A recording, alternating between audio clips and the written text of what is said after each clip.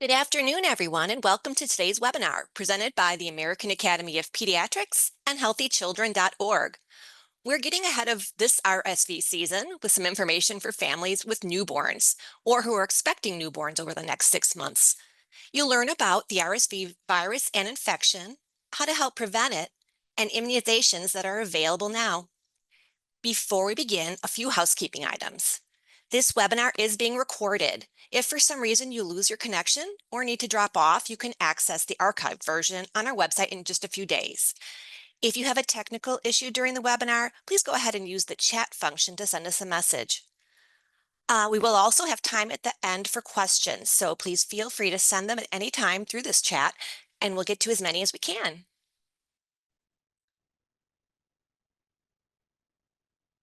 Now, let me introduce our host, Dr. Jennifer Shu.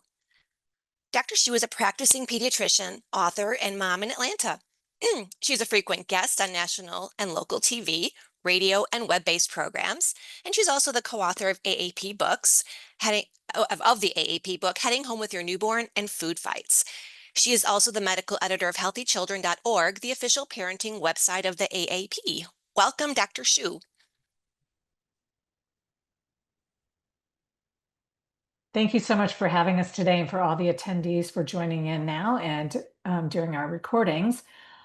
As you mentioned, we are getting a head start on the season when we're starting to see more infections from respiratory syncytial virus, known as RSV, in newborns and infants in particular. Depending on where you live, infections can be more common in the late fall through early spring months, or a little bit later in the season. And joining us to talk about this today is Dr. Anita Chandra. Dr. Chandra is a mom and practicing pediatrician with Northwestern Medical Group in Chicago. She received her medical degree from Northwestern University's Feinberg School of Medicine in 1995 and completed her residency at Northwestern's Children's Memorial Hospital. Dr. Chandra is also an instructor in clinical pediatrics at the medical school. Over the years, she has worked with the Illinois chapter of the American Academy of Pediatrics, including the chapter immunization representative to the national AAP, and is the current president-elect. Dr. Chandra is a spokesperson for the AAP in Northwestern Medicine and a champion of childhood immunizations. Welcome, Dr. Chandra. Thank you so much for having me. So we are going to jump right into our first question on the next slide.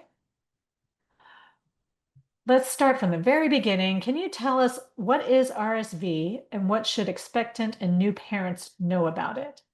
Sure. So as you mentioned, RSV is respiratory syncytial virus, and this is a virus that typically spreads in the fall, winter, and early spring, one of our respiratory viruses of the season. It typically spreads like a cold virus, and really everybody is susceptible to it. Most older children and adults can just have cold-like symptoms. It is actually the most common cause of childhood illness and the most common cause of hospitalization for children under 1. Nearly every child is going to be exposed to or get RSV by the time they're 2 years old. So sadly, the children who are in the hospital, 2 or 3 out of every 100 babies in the hospital will end up really needing significant hospital care with oxygen or even IV fluids. So it's really a bug we want to stay away from if we can. Okay, so parents may want to know our next question, which is, how can you tell if your baby has RSV or if it's just a regular common cold? Well, and that's the tricky thing about this. It's actually very similar to a cold in the early presentation. You can have a runny nose or sneezing or coughing, some fevers. Maybe your child is fussier, isn't feeding as well, may have a bit of a hoarse cry. Typically, those symptoms are the first couple of days, but unfortunately, you may see your child having a more significant illness and the symptoms lingering longer than 3 to 5 days and actually going to what we call a lower respiratory tract infection like bronchiolitis or even pneumonia. And then our next question is, so can you tell us about those lower respiratory symptoms a little bit more? Sure. So you may see your child having really fast breathing or labored breathing, retracting where they're pulling in every time they're breathing, or their nostrils are flaring, or they're even bobbing their head or grunting. You may hear wheezing, or your physician may say that they're wheezing. You may sadly see your child pause in breathing or look really mottled or bluish gray in color in their skin and their lips. Those are really significant symptoms, and you need to be in contact with your physician right away. Also, when a baby is working so hard to breathe, they can't feed as well, and so they may become dehydrated. So less than one wet diaper every 8 hours, that's a concern, and you need to let your physician know right away. Um, this because of all of this, your baby may even start acting less alert, become really lethargic. These are much more significant symptoms than just a typical common cold, and you need to let your pediatrician know. Yeah, that sounds super scary. What a great graphic that shows the retractions, the head bobbing, the nasal flaring that you mentioned. And as you said, some babies need to go into the hospital, get some supplemental oxygen because they're not feeding well. They might need IV fluids. Mhm. So, what can families do to protect their newborns from getting this type of infection, which can turn very serious?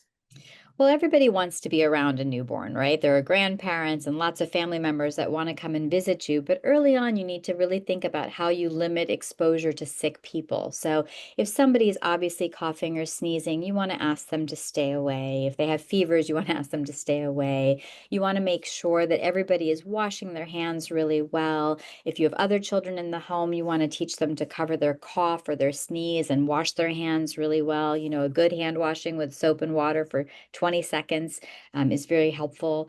You want to think about disinfecting around the house with your usual disinfecting agents because unfortunately RSV virus can linger in respiratory droplets for hours on different surfaces. So you want to really be good about cleaning.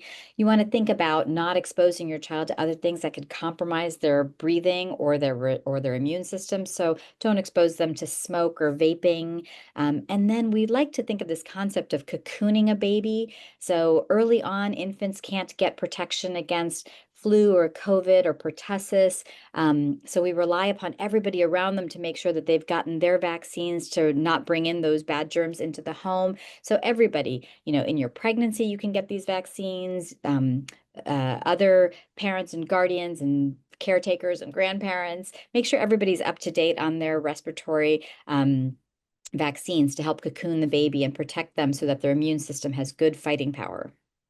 Excellent. So let's talk about immunizations for RSV in particular, because these have been a game changer since they arrived on the scene just a year or two ago.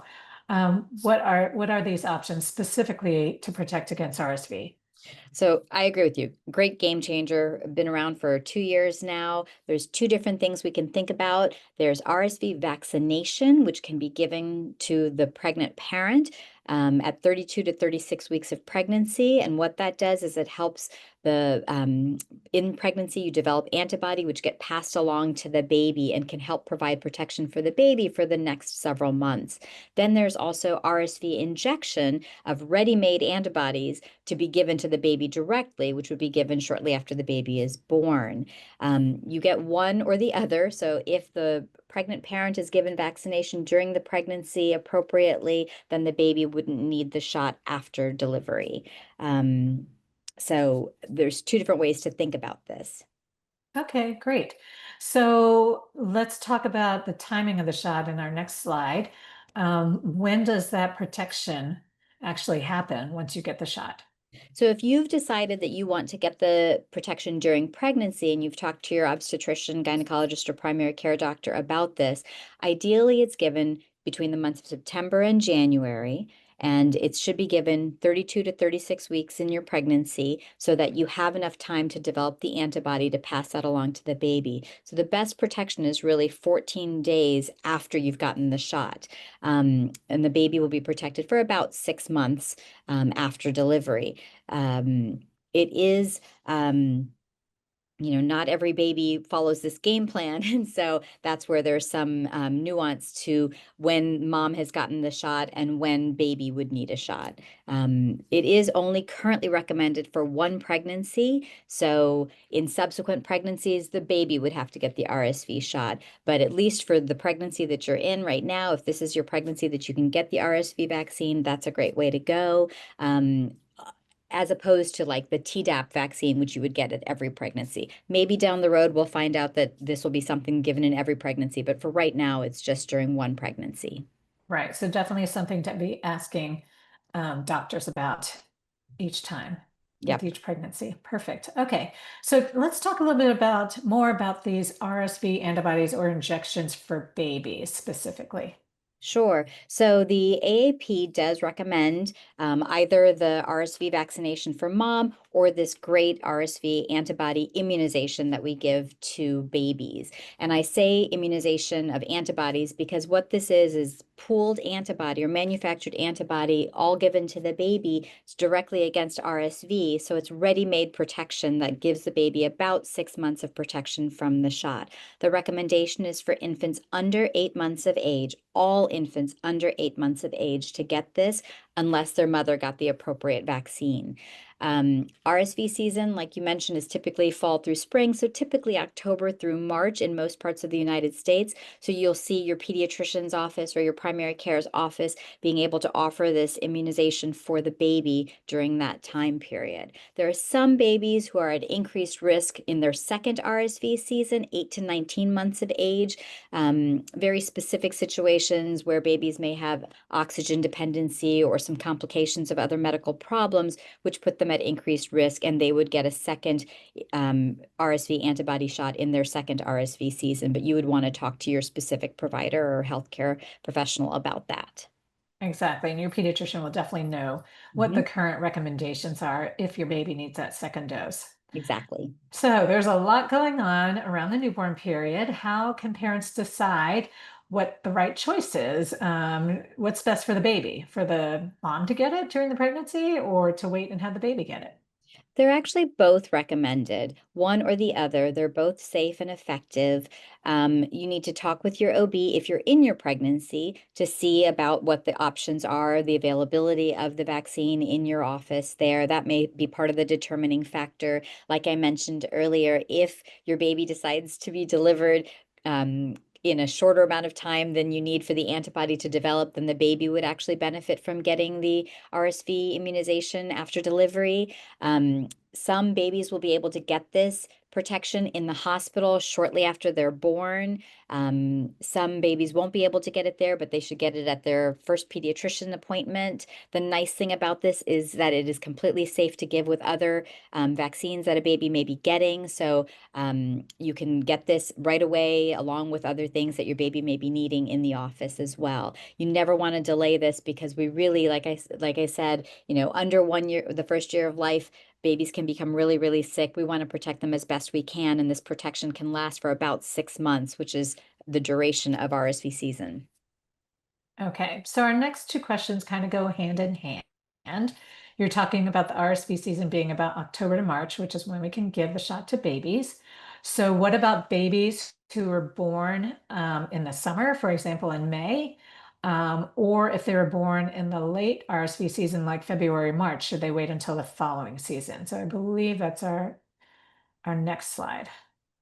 Yeah, because we know that this vaccine or this immunization can be given to babies up until 8 months of age, we don't want to delay. So if your baby was born at the tail end of last year's RSV season, but they're still under 8 months old heading into this next RSV season, absolutely go ahead and get that protection for your baby. And we are bringing in all of our summer babies soon now because we want them to come in and get the RSV protection for this season. So if your baby was born in May, they would not have had the protection from mom's pregnancy. So we want to bring them in to actually get the RSV immunization before the end of this year. Because this can be given with other immunizations, if you're coming in for your 4 month vaccines, then of course we could do this at the same time. But we want to start getting all of our protections starting in October because we know that's when RSV season will start kicking in.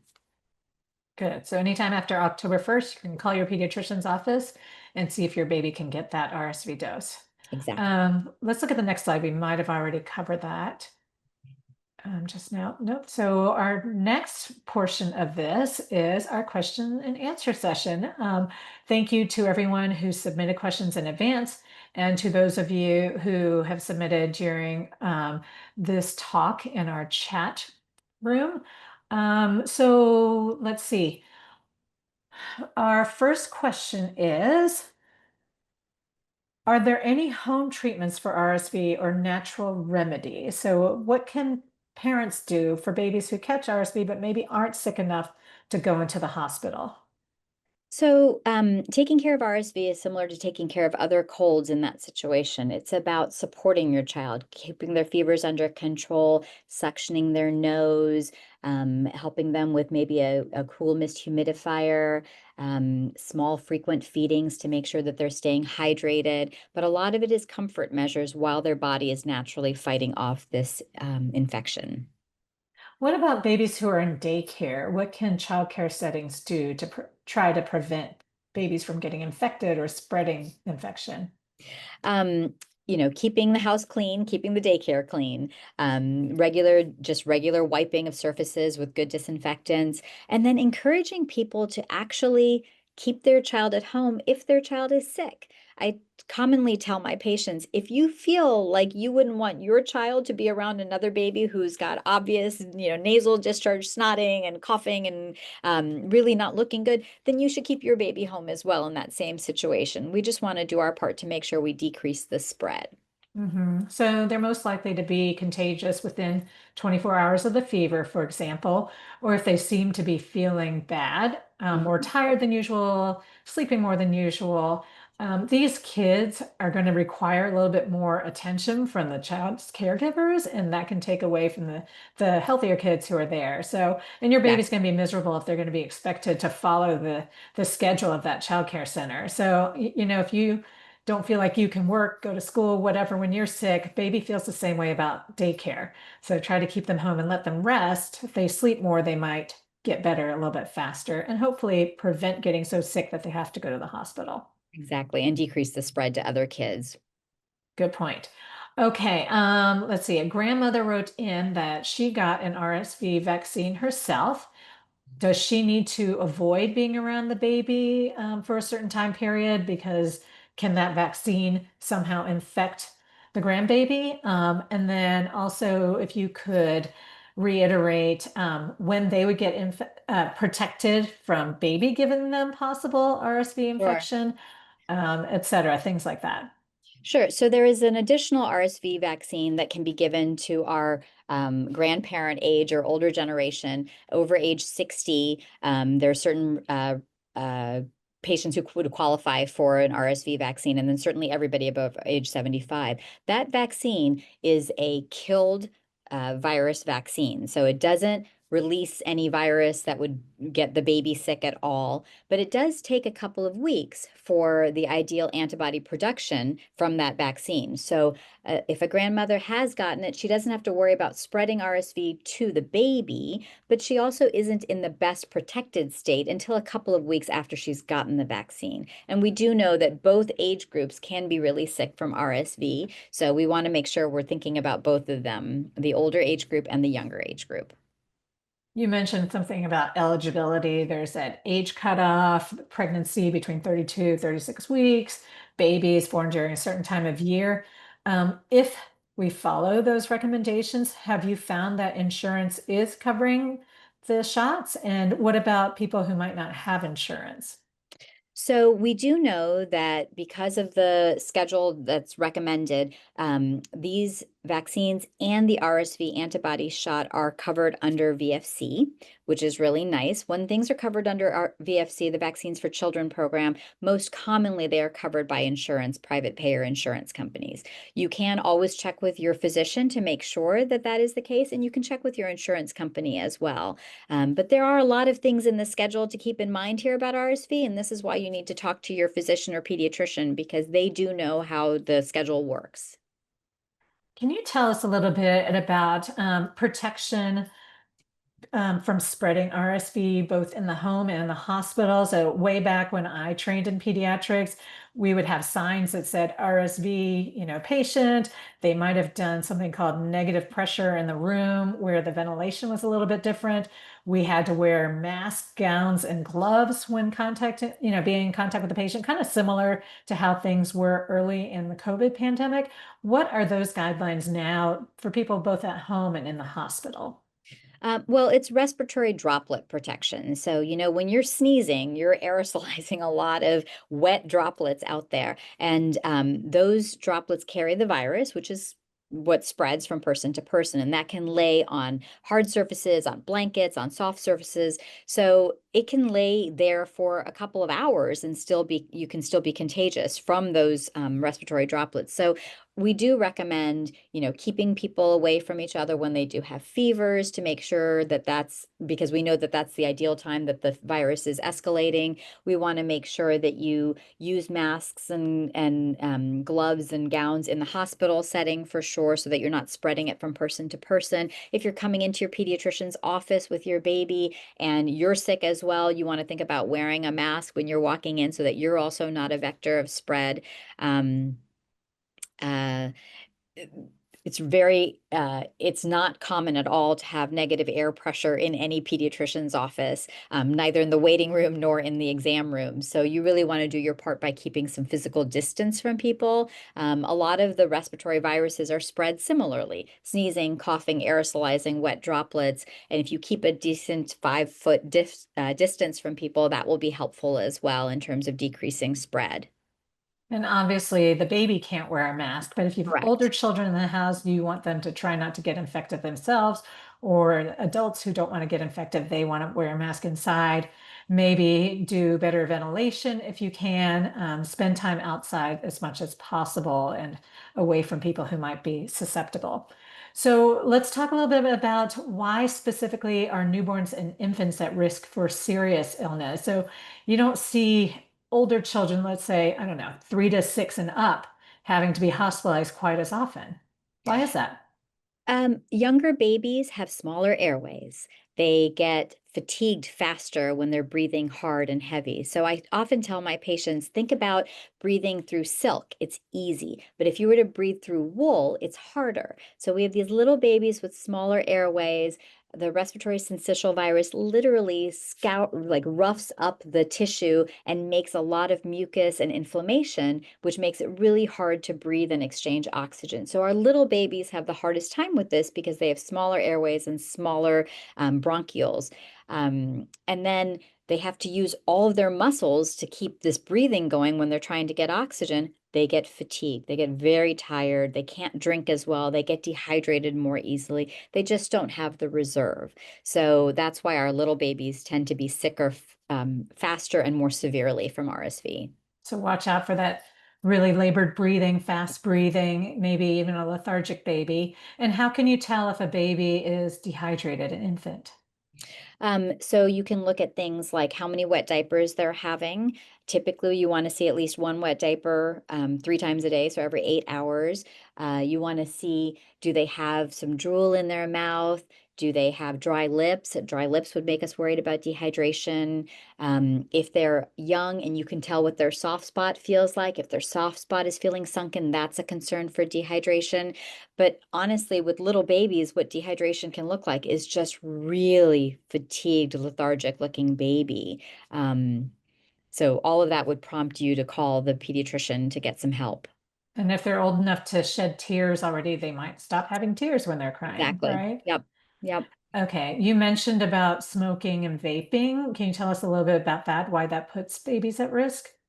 It causes inflammation in the airway. And if you have an already inflamed airway, it's going to be really hard to take care of them when you have a virus like RSV on top of it all. So we know that secondhand and third-hand exposure from smoke and vaping can be very detrimental to a baby's lungs.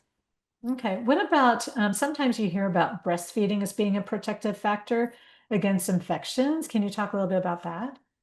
Um, so I don't know that it necessarily causes specific protection for RSV, but it does help to boost the immune system in general. So we do recommend breastfeeding for as long as a baby's able to do that through the first year of life. But we don't know that it specifically will protect against RSV other than generally immune system support. Possibly if the mother got the shot during pregnancy, there might be some There passage might be some from the. passage of antibody, but it's hard to quantify that. Mhm. Okay, great. Looking to see if there are any other questions that have been submitted yet. While we're waiting on that, can you let us know if there's anything else that you would like to add that we haven't yet covered? Oh, I think, you know, both Dr. Shu and myself trained and learned to practice pediatrics before the RSV vaccines and immunizations came about. And so we know how sick our patients can become. This has really been a game changer. We've seen such an improvement in decreased hospitalization of young infants from RSV. And I think it's just so nice to be able to offer this to infants and or their pregnant moms, um, and just allow babies to thrive at home with their families and not have to be as scared of a really serious illness. And if a parent has ever seen, maybe a friend's baby who has had to get hospitalized, I think it's very convincing that they would want their own baby to be protected when that time Absolutely. comes, Yep. right? Absolutely. So one thing we didn't cover is how do you test for RSV? How do you know when it's RSV and not something else? So there are different nasal swab tests that can be done. There are some rapid tests that can be done, perhaps in your pediatrician's office or in an urgent care. There's PCR testing that's also a nasal swab that is sent out to a laboratory to test for RSV. Most commonly, the reason to test for RSV, though, is if a baby is going to be hospitalized or needs additional resources, because the care at home is the same, whether it's RSV or other respiratory viruses. It's all about supportive care for your baby, making sure they're comfortable, that you're reducing their fevers, you're reducing their work of breathing, and making sure they're staying hydrated. Most of the protection or fighting the infant has to do. If we can give them antibody through mom or the antibody in the shot for the baby, that gives them extra fighting power, but it's really all about supportive care. So try to prevent it if at all possible. The management is still the same. Mhm. So don't necessarily need to test for RSV because some practices may not even have a test for that. Exactly. And it doesn't change what you're going to do. You're still going to treat a baby with bronchiolitis similarly, whether it's RSV bronchiolitis or perhaps influenza bronchiolitis or another form of bronchiolitis. And then what about superinfection? So can a baby with RSV get an additional viral or bacterial infection on top of the RSV? Absolutely. So sadly, we see babies all the time that have RSV bronchiolitis or a bad RSV infection and then have a secondary bacterial ear infection or a secondary bacterial pneumonia, which requires antibiotics or potentially IV antibiotics. It's about susceptibility, your immune system fighting something else, you're fatigued, and you can get a secondary infection. So that is an unfortunate secondary problem with RSV. So you may want to have your baby checked out in case they do have an ear infection. They Right. might have a pneumonia that is apparent on a physical exam or might require an X-ray to kind of Correct. check And that out. sometimes what happens is your baby may seem to be getting better, and then suddenly they spike a high fever again, or they're acting like they're more labored in their breathing, or they're crying because they're in more pain suddenly. And those could all be reasons to make sure that you see the doctor. Even if you saw the doctor earlier for one thing, you may now Mhm. have a secondary problem. And that's a good point. I think that's true for flu, for COVID, for anything where you see the fever at the beginning, they get better. If they peak back up, something else is going on. Exactly. Well, that is all the time we have now for questions. Thank you so much for joining us today, Dr. Chandra, and we're going to turn things back over to the AAP. Thank you. Well, thank you so much, Dr. Shu and Dr. Chandra. That was great information as always. We'd like to remind participants to register on healthychildren.org for our e-newsletter, personalized homepage, and special offers. And don't forget to follow healthychildren.org on YouTube, Instagram, Facebook, Threads, and Pinterest. Also, subscribe to our Healthy Children podcast. You can listen to it wherever you get your podcasts, or you can go to healthychildren.org/podcast and you'll find all of the episodes there. We hope you enjoyed today's webinar. You'll be receiving a short survey from us soon. Please let us know what you found helpful and what suggestions you may have for the future. And also a special thank you to Sanofi for their support of this webinar. Thanks again, everyone, for joining us and have a great day.